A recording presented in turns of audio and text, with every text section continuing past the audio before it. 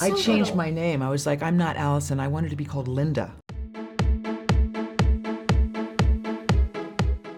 Hello, it's nice to see you again. I feel like the last time I saw you was like many years ago at Disney Earth premiere, and you were so tiny. Oh my gosh, so it's really? been great to see you like grow up. That's crazy. It's awesome. With the Addams Family, it's something that I feel like is timeless. No matter how many times you reboot it, it's gonna be relevant. So what was it like to bring this family to this modern age now with like cell phones and social media and all these things that are going on? Yeah, I mean, it was a wonderful experience being able to see how they were in modern day world and how that would shine with Instagram filters and the mean girls of what we know now at high schools and how they depict themselves, and also the need to be conformist and to fit into the mold of what is normal and what normal looks like, and how they are so unabashedly not normal, and what that kind of juxtaposition would look like. And I think it was an exciting thing to be able to be a part of. Obviously, you all have done a lot of voiceover. It's something that kind of lives forever when you go out. When was the first time, or if you have,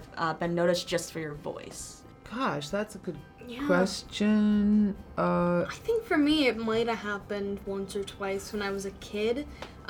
Just because like when I did do, the first Despicable Me movies, that was just my normal voice. Does this count as annoying?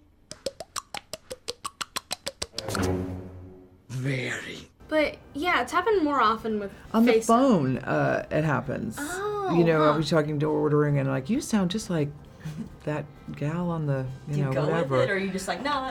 People tell me that.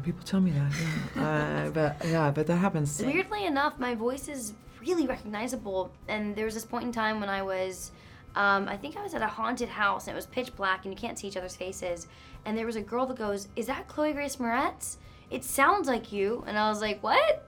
She was like, "Yeah, I know your voice so well." And apparently my voice is really specific. Because I feel like you probably don't see it, but then you see your voice in dolls and everything, and it's all over the place. Yeah, apparently my voice is something that is really unique. It's like high-ish pitch, but also raspy at the same time, which apparently is a unique trait. It's probably more shocking to get recognized for that than obviously. It's interesting. It's like, wow, that really, I feel like, wow, people, it makes you feel that you're out there a lot, enough that people would recognize your voice, or they, it's kind of cool. It must have been weird for you though, as a kid, when your voice is literally in toys that are like screaming. He's so fluffy, I'm gonna die! He's so fluffy! Yeah, I mean, it was always interesting and a weird experience. But then I had a good gap for a while because my voice very much dropped. But And Wednesday goes through that kind of like rebellious stage that I feel like everybody's gone through, whether it's super tiny or it's like a big thing. Yeah. Did you ever have that? I know you grew up in the spotlight, but did you ever have that little moment like, I'm gonna wear the eyeliner and the... Oh, for sure. I definitely did the eyeliner. I loved wearing all black. I wore little like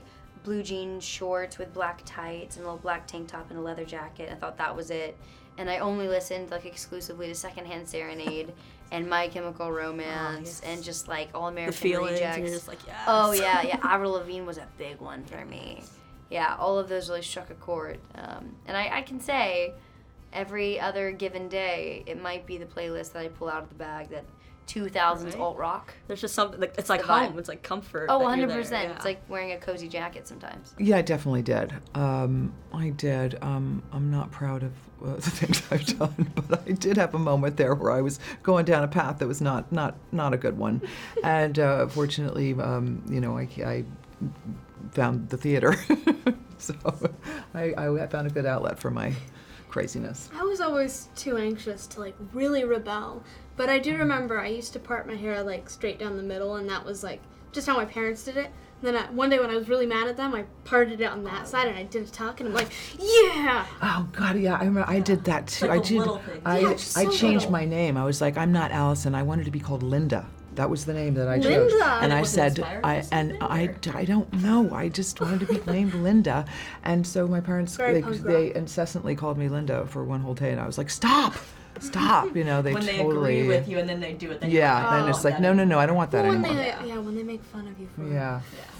And Girl. This is about embracing those quirks, something you may see as a weakness that is actually your strength. Have you ever had that personally, or even with this craft, something you maybe thought was a weakness and you realized this is working for me? For me, it was my anxiety because, that was a very prevalent part of, like, I don't know, 8th grade, which was a very huge thing for me.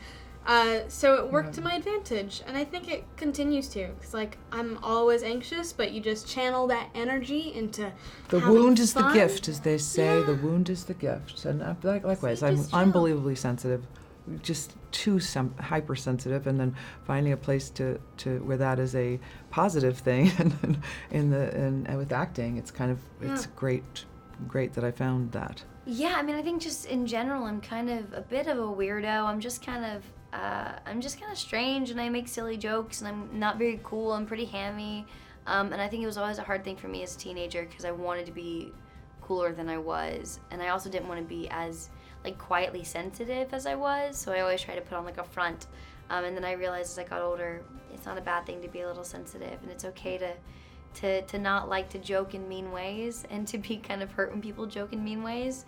And I felt I could never say that for myself, but I learned that eventually.